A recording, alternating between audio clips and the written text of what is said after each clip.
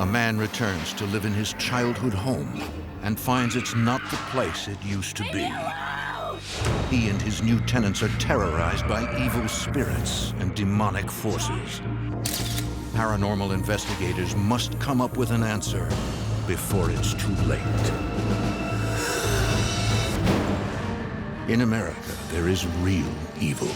It lurks in the darkest shadows and in our most ordinary towns. Between the worlds we see and the things we fear, there are doors. When they are opened, nightmares become reality.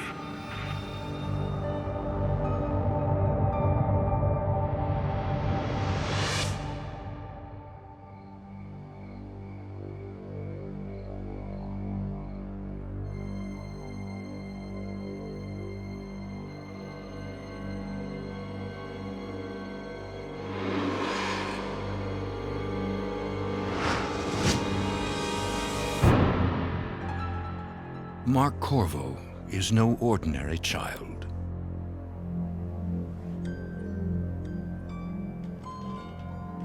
He often sleepwalks and has a rare talent, but doesn't realize it yet, and won't until decades later.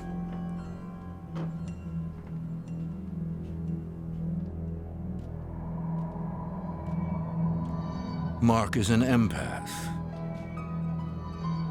able to sense the presence of spirits. He experiences vivid dreams.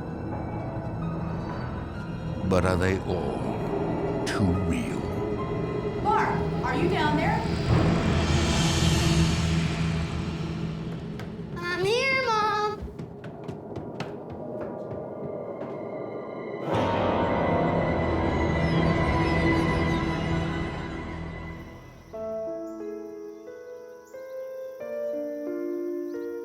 In 2011, Mark Corvo returns to Cromwell, Connecticut as the new owner of his childhood home. In spite of his sleepwalking, which stopped as he grew older, Mark retains fond memories of his youth and family life in the 18th century house. It's a old colonial in a very nice part of town. One of a kind. Being Italian, we'd have family over and there's always good food and good eats. It really was a lot of fun to grow up there.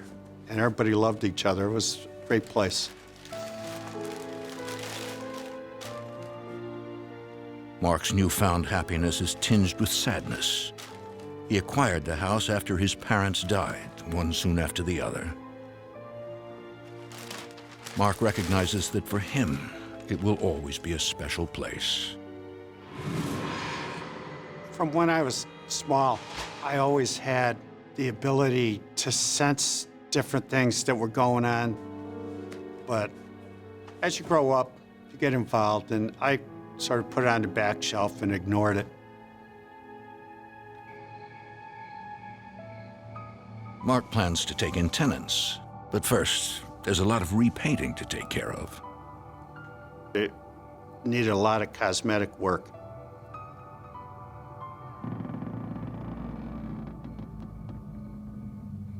The house is old, and it does have a tendency to creak and moan. I thought I heard footsteps. It was startling. I thought maybe somebody was playing a joke on me. There was nobody there.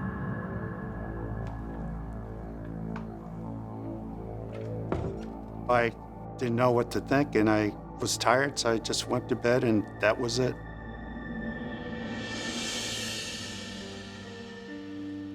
Well, this is it. This will be your room. Nice. After a month of renovating, Mark welcomes his first potential tenant, Sean Angus, a local firefighter. I'm trying to restore this place to its former glory. I'll take it. I was ready to move out of my mother's house. I was looking for a place to rent. I loved the location. It was right up the street from the firehouse, so I decided to move in.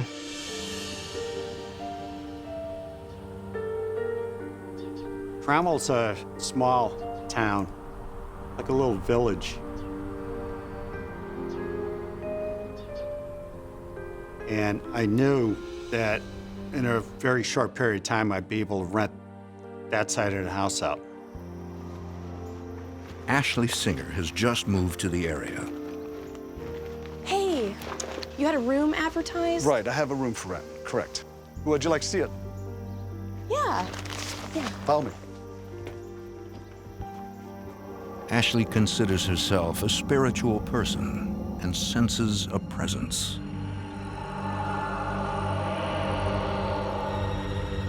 Ashley, this way. Okay, thanks. Ashley's a very interesting and eclectic person, and I knew she would appreciate the history of the house. With 2 tenants now in place, Mark's never-ending restoration work continues. Need a hand?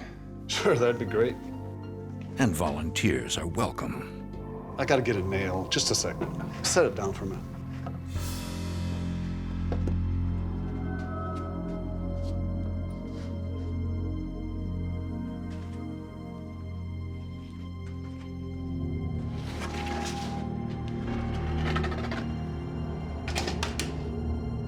That's an old well. It's been there forever. I bet. Yeah, how deep do you suppose it goes? It's deep. The well was built at the time of the house in 1741 and was long abandoned before Mark grew up here. He's rarely given it a second thought since he was a child.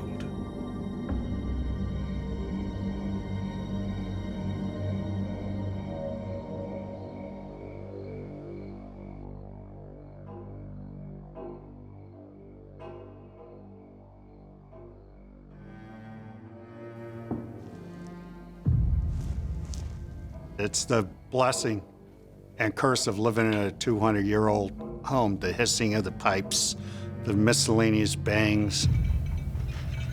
Mark isn't the only one hearing strange noises at night. Sean told me there's a lot of noises and things going on, and I just attributed it to pipes.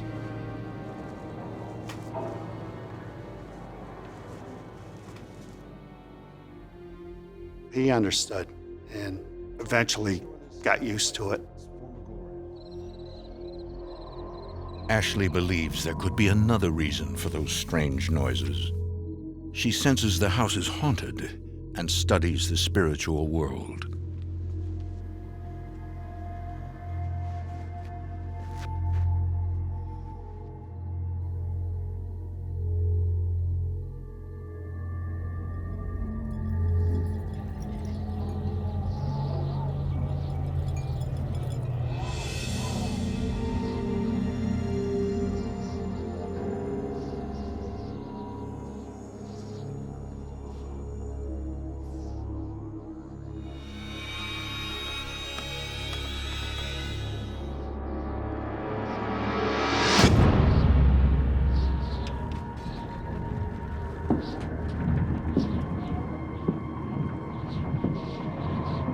She would tell me that there was a lot of activity, that she had seen this or had seen that, or something else was happening. I didn't minimize it, but I didn't really give it the full credence that I probably should have. A few weeks later,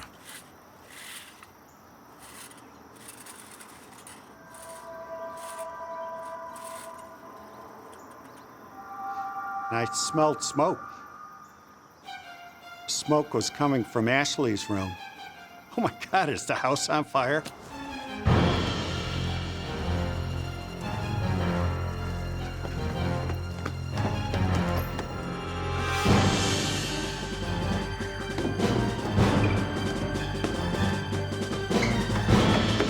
Ashley, are you in there?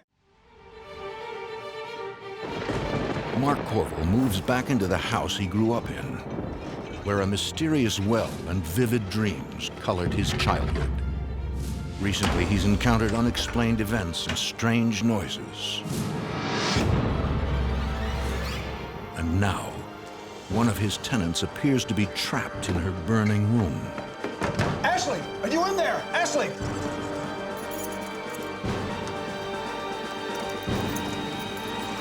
Ashley! We gotta get out of here.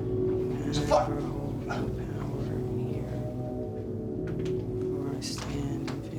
She seemed to be in a trance in a world of her own. Invades my sacred place. I banish you away. She was holding a pile of twigs, and all the smoke was coming from there. You have or hold no power here. This is I realized she must be performing some kind of ritual. To me, it was completely alien and strange what she was doing. Ashley! Ashley!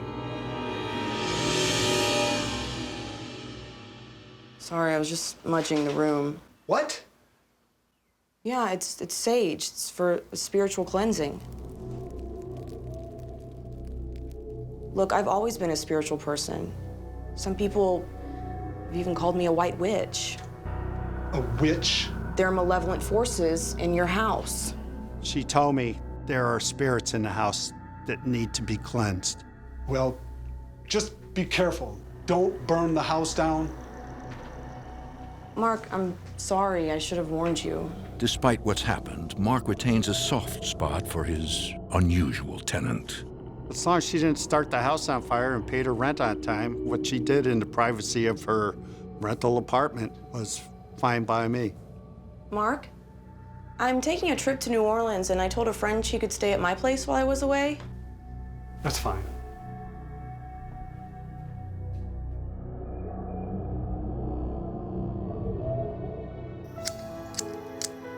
A few days later, You must be... Sadra, Ashley's friend. Let me take that for you. Oh, thank you. This way.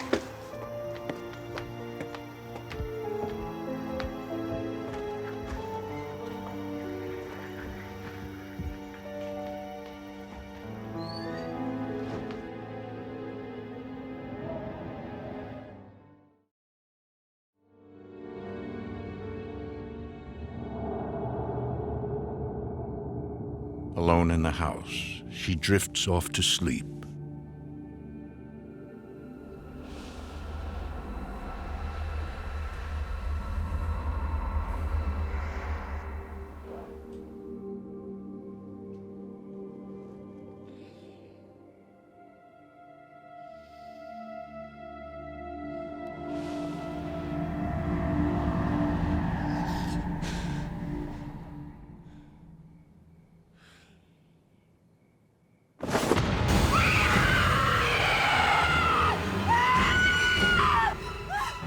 Terrified, she flees the home in search of safety.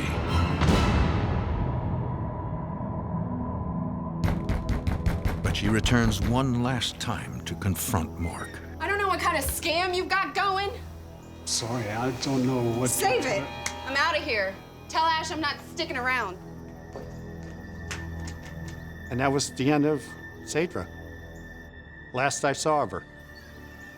Now my antennas are up. I'm starting to get alarmed at what's going on. When you rent a house out, your uppermost thought in your mind is that everybody is safe and protected.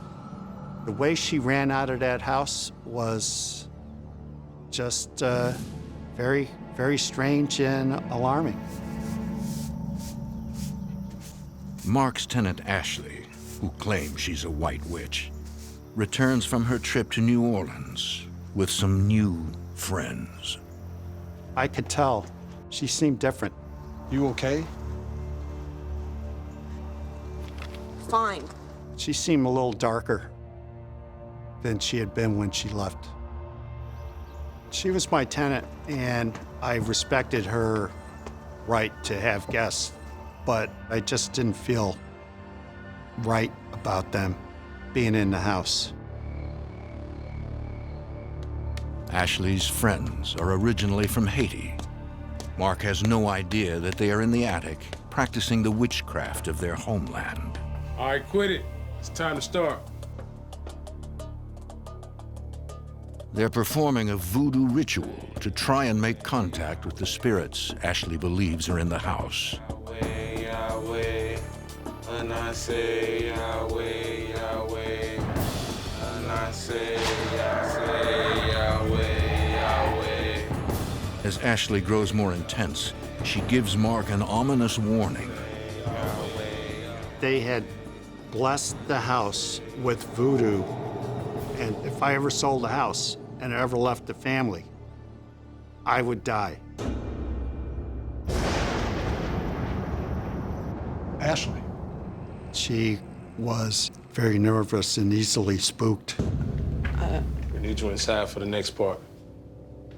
I'm fine.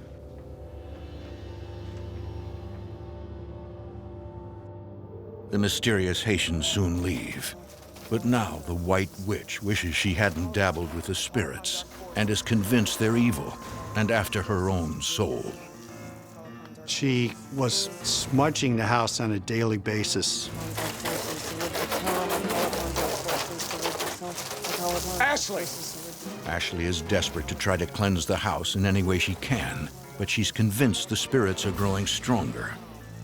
Ashley! She told me it's just too intense. The spirits are here. Ashley spends hours alone in the house, terrorized and tormented by the evil presence. It's hard to see somebody be in that kind of distress and turmoil. That's it. That's it. I can't live here anymore. Ashley, talk to me. Just No! talk to me. You don't understand! She just couldn't tolerate the intensity of what she perceived was coming at her from the house. She was frightened. She was truly frightened. Abruptly, Ashley disappears. She just took off and left her stuff, even. That's how adversely impacted she was by what she perceived was going on in the house. I was really upset, angry, plus concerned. I mean, was it the house? Was it that apartment? Living in a place like that, which you really love, then all of a sudden you find out, oh my God, you know, what's going on here?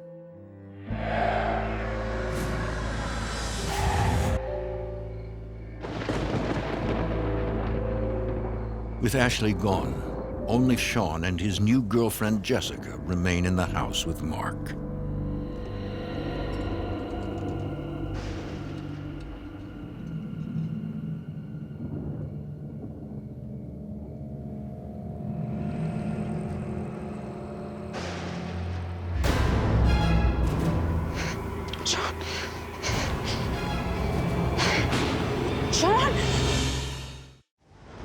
In a home that dates back to the 1700s in Cromwell, Connecticut, spirits are terrorizing tenants and visitors. Two have been compelled to leave.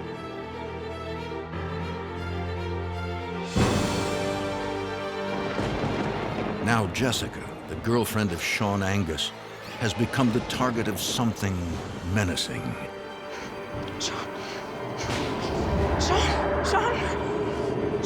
Sean, wake up! Sean, wake up! Sean!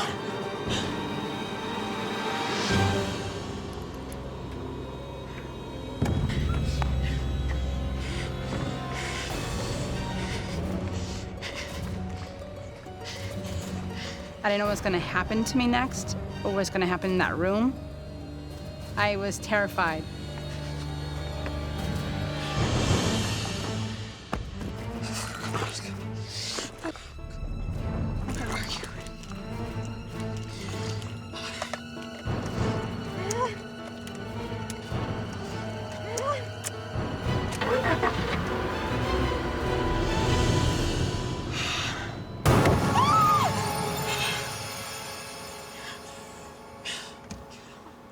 What's going on?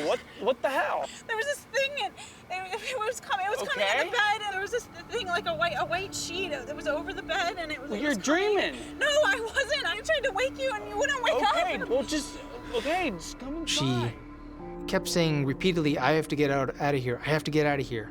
No, I can't. I'm sorry. I can't. I'll call you.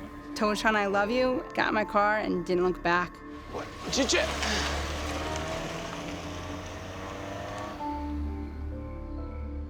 The next day, I told Sean I can never stay in the house ever again. Mark is stunned when he hears of this latest night of horror. I felt angry. I felt concerned. I felt troubled. What is going on?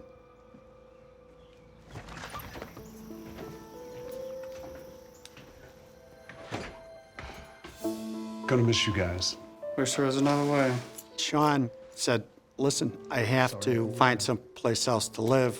Jessica's not really comfortable here given the experience that she had.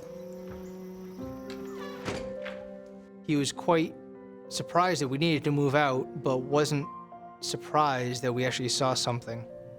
It's almost like he knew there was something in the house.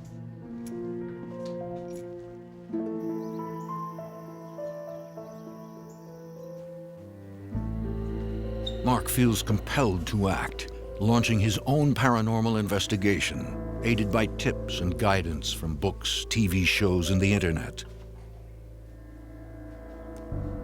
I've always been a person of action. I didn't want to have new tenants come in if there was going to be some situation.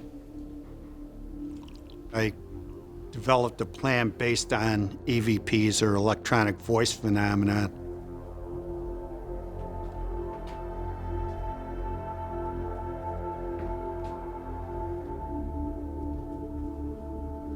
Who are you? Who are you? When I say Yahweh, Yahweh. I came upon what looked like a place of sacrifice, or a very ritualistic altar with a dead bird, carcass, a cross, and an empty bottle. If this was voodoo, what was my house turned into?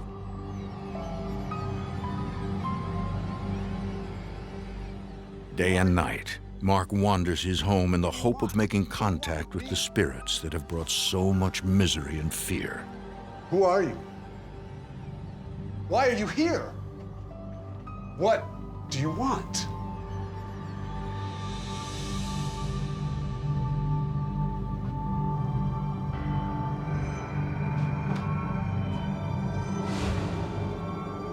Who are you?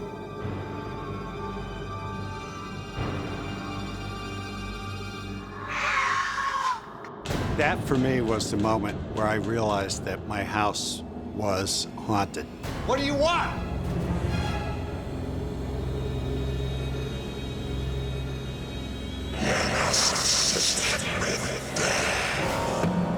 I knew that I was in serious trouble.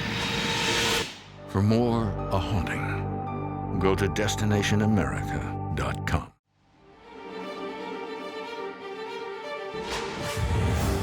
After months of terrifying paranormal encounters, Who are you? Why are you here? Mark Corvo has managed to capture EVP recordings of the voices of spirits in his 270-year-old home.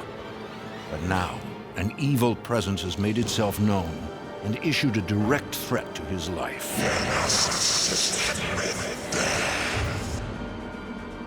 I knew now I needed some help, professional help. Mark contacts Goners, the Ghosts of New England Research Society. Goners, this is Kurt Knapp. Kurt is a former police officer who's been a paranormal investigator for more than 2 decades. When Mark Corvo first called me, he sounded kind of stressed out about the situation he was facing. Well, how long have you been living in the house? Gorner's primary mission is to determine, first of all, if a haunting is genuine, and if it is, to determine how we can best help the people in the house. Thank you, Mr. Corvo.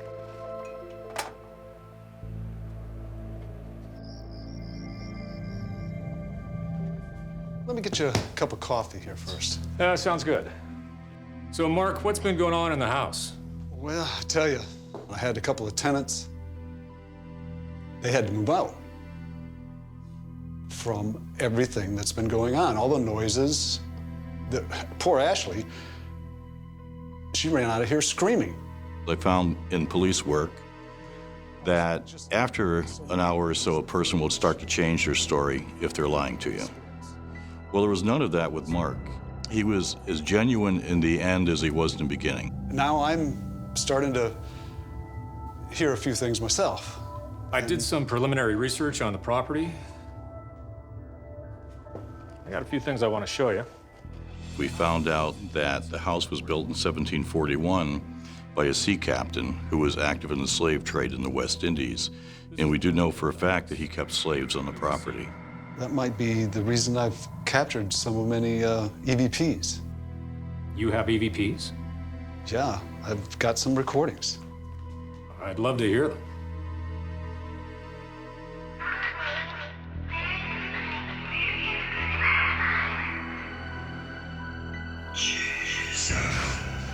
I was able to identify about 6 separate voices in the EVPs he played for me. And I knew immediately that we had to investigate this property.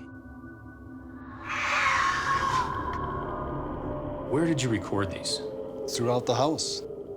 It put an end to any speculation on my part that I was either seeing things or hearing things.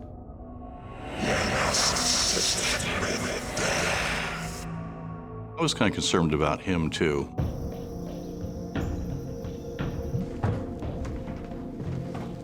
Kurt Knapp and his paranormal investigation team arrive, armed with an array of high-tech ghost hunting equipment.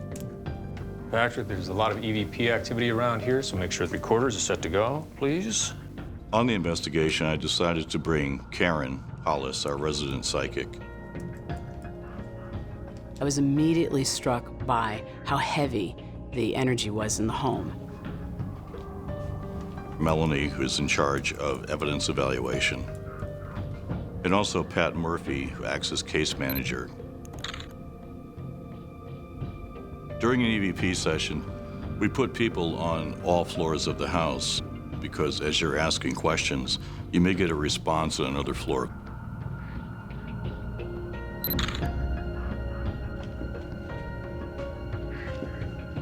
Every investigation is different. As you're walking either upstairs or downstairs, you're thinking to yourself, what am I going to find? What's going to be there? What's in the darkness?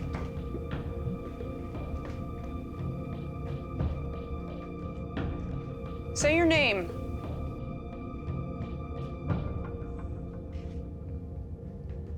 And I could feel that the energy was coalescing around that one area. And as I stepped closer to it, I realized this is more than just a well. It was deep and dark and foreboding. I think I see something. What? I'm not sure.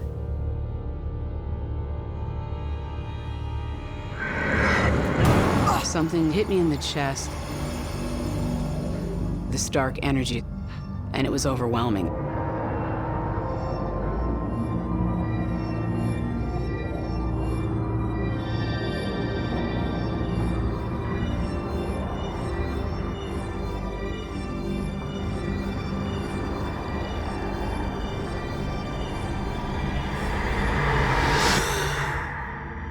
I got the sense that there was a young child that wanted to tell its story.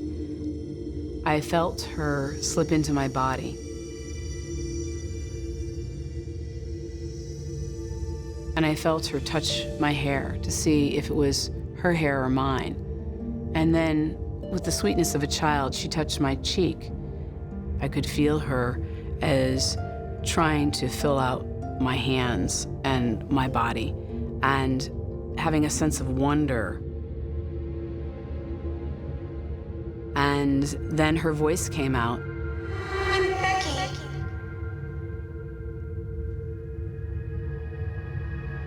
Where's Mama?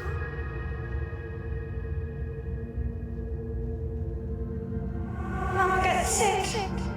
He took her away. The young slave girl's mother had been taken away to a doctor and never returned. She just was very desperate to know where her sick mother had gone.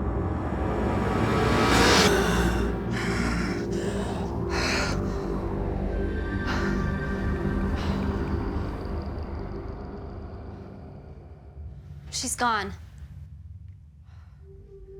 I was channeling her grief over her mom.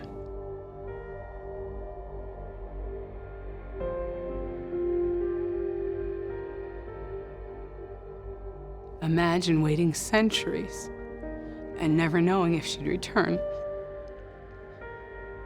What a horrible thing for a child to have to do. This well. This is no ordinary well.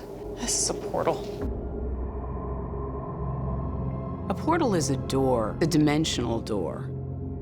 I could sense that this portal was where many spirits were coming and going, both good and bad. Is someone here? Meanwhile, Kurt and Patrick, unaware of what's happening in the cellar, are 3 stories above, exploring the attic. These are voodoo symbols.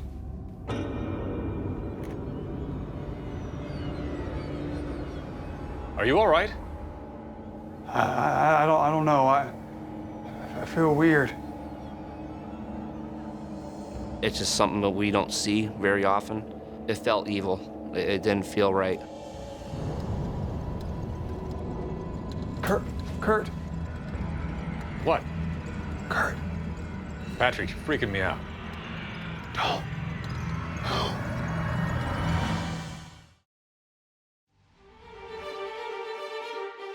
A nearly 300-year-old house in Cromwell, Connecticut, has become a place of terror. A paranormal investigation team that includes a medium is starting to encounter a range of spirits. In the attic, case manager Pat Murphy believes lead investigator Kurt Knapp is in imminent danger. Kurt. What? Kurt. When I saw Pat's face, he's more of a tech guy than a spiritual guy. So for him to be alarmed about something is really unusual. Don't. No. It was scary. My heart was racing. We finally realized that there's something very evil here, very dark.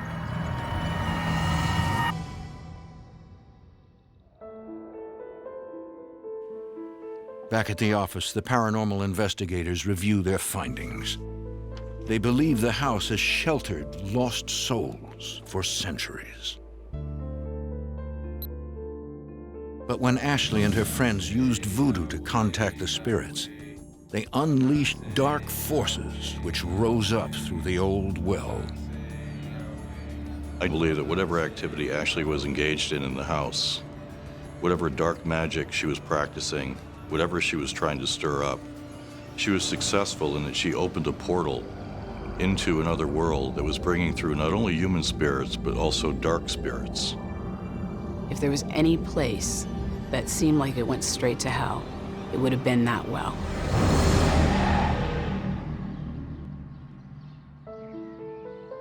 Kurt and Karen arrive to present their findings to Mark, but they also have news that will change his life forever. Haven't you ever wondered why you were able to record so many voices from the afterlife?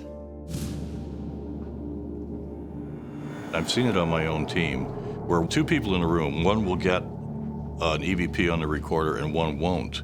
And I think it has more to do with the person's ability to tune in to the paranormal, to the supernatural, than anything else.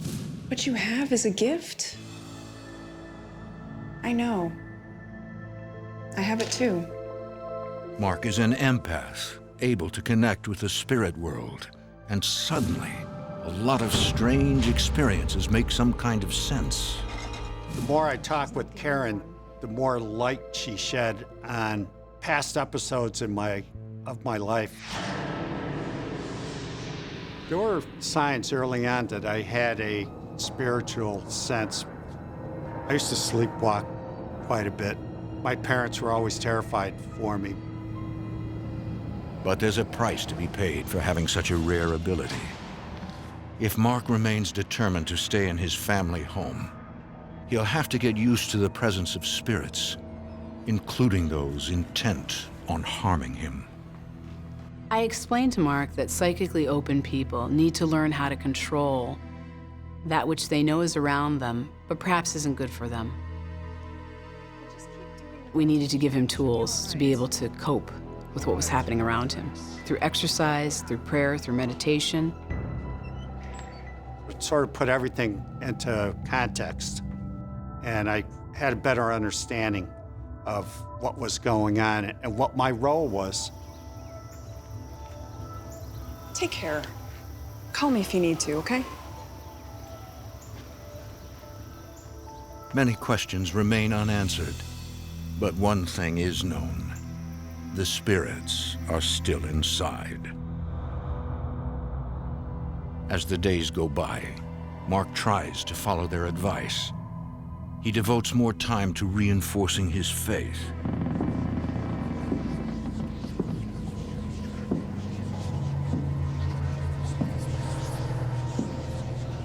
Don't antagonize, Mark. Don't engage.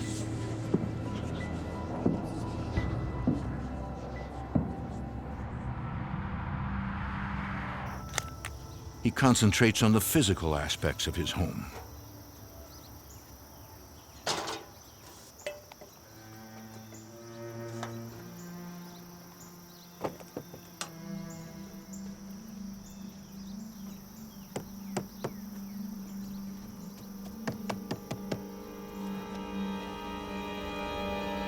Mark senses he's not alone. I felt a very evil presence. Don't engage. A dark presence. Don't engage. I was upset. Don't antagonize. And I challenged it. Leave me alone! Leave me alone! Whatever was in the house had consumed a lot of my life.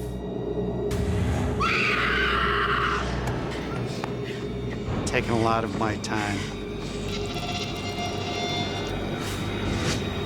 Added a lot of stress and negativity. I was fed up. That was it. It was war for me. The battle was on. My house! My house! No! No! No! No! I felt a push. Mark Corvo was being terrorized by evil spirits in his 18th century Connecticut home. They're determined to kill him. Leave me alone! No! No! No! Stay away from me! I felt the push.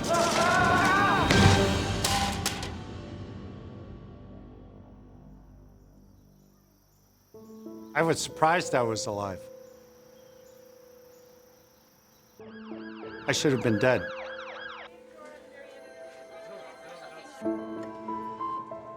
Doctors told me that I had broken my back.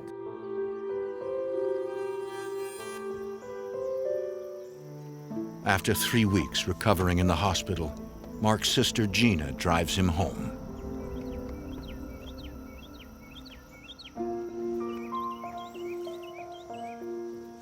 Well, you're home. Yeah. The battle rages on, as far as I'm concerned. Medium Karen Hollis realizes that letting his anger take control had been Mark's downfall.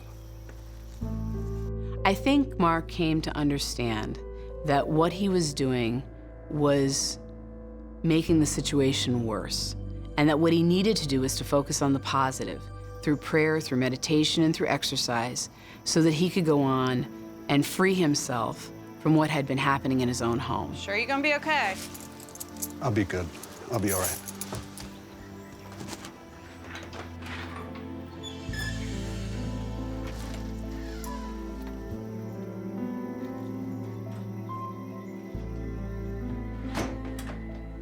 This is something that he's always going to have to deal with his entire life.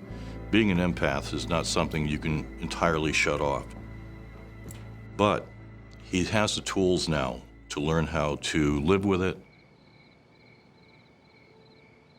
He knows not to be a victim of it. He knows how to push away the spirits, how to say, not today. I'm not going to deal with this today.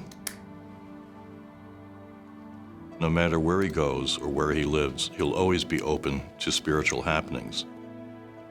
Be devoted to one another in love. Honor one another above yourselves. Over time, Mark has learned how to stop the spirits from ruining his life. Cling to what is good. Hate what is evil.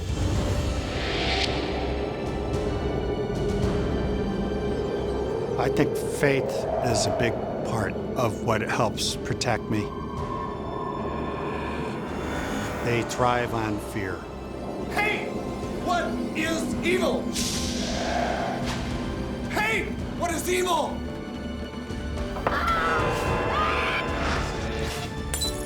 Hate what is evil.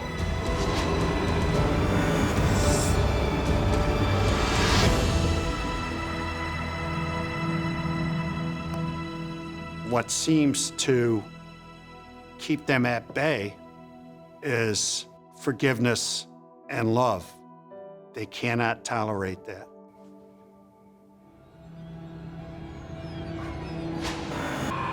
My experiences with these spirits or entities gave me an appreciation for how powerful they can be and the damage that they can inflict.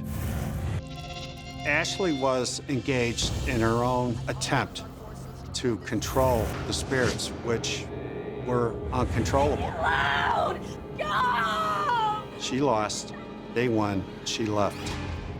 And that's the sad truth of it. I was being targeted. These spirits wanted to harm me.